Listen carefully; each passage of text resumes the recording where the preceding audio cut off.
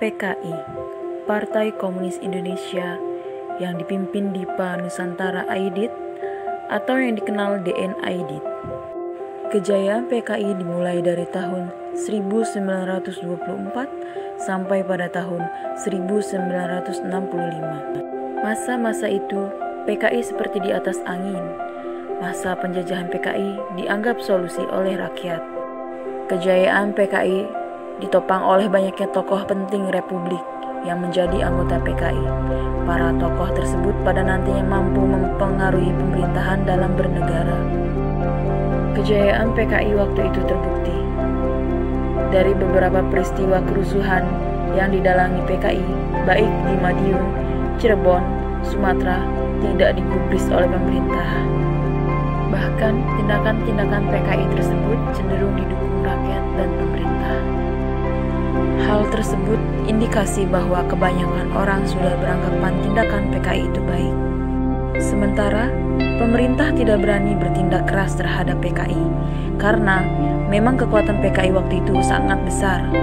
Selain itu, kejayaan PKI juga tergambar dari masuknya PKI sebagai partai keempat pemenang pemilu pada tahun 1955. Pasca menjadi salah satu partai terbesar kala itu, maka banyak tokoh-tokoh PKI yang kemudian menjadi anggota MPR atau DPR dan menteri di Kabinet Soekarno.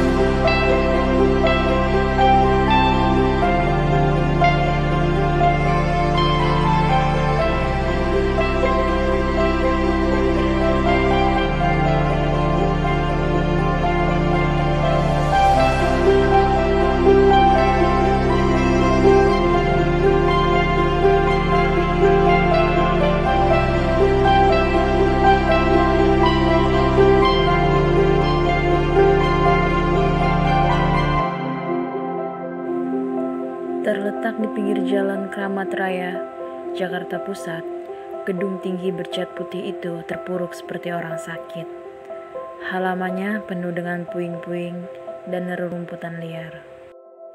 Hampir sebagian besar jendelanya sudah tak berkaca lagi dan dijadikan rumah yang nyaman bagi sekelompok laba-laba dan kelelawar. Saat ini, gedung bernomor 81 itu tak bisa sembarang disambangi orang untuk memasukinya. Usai pindah dari Yogyakarta pada awal 50-an, awalnya PKI menyewa sebuah rumah sederhana yang terletak di Gang Lontar untuk kantor komit sentralnya. Kala itu, keberadaan kantor CC masih menyatu kantor CBD, Komit Daerah Besar Jakarta. Merasa harus terpisah, maka CC PKI berinisiatif membuat patungan nasional di antara anggotanya. Hasil patungan anggota PKI se-Indonesia itu ternyata bisa membeli sebidang tanah di pinggir jalan Kramat Raya dan sekaligus dapat membangun sebuah gedung di atasnya pada tahun 1954. Arsiteknya adalah Insinyur Sakirman, tokoh PKI yang juga merupakan kakak dari Mayor Jenderal S. Parman. Proyek raksasa pembangunan infrastruktur kaum komunis itu sendiri baru berjalan pada tahun 1962, dimulai dengan renovasi gedung CC PKI dari 1 lantai menjadi 6 lantai. Namun, tak banyak orang saat itu mengira pembangunan kantor CC PKI ternyata hanya akan sampai lantai 4 saja. 5 hari usai kejadian G30 SPKI 1965, gedung tersebut diserbu dan dibakar oleh ribuan massa anti-komunis. Berbagai aset partai pun dimusnahkan, termasuk dokumen-dokumen penting. Seiring dibubarkannya PKI, gedung CC pun menjadi fosil dengan sendirinya.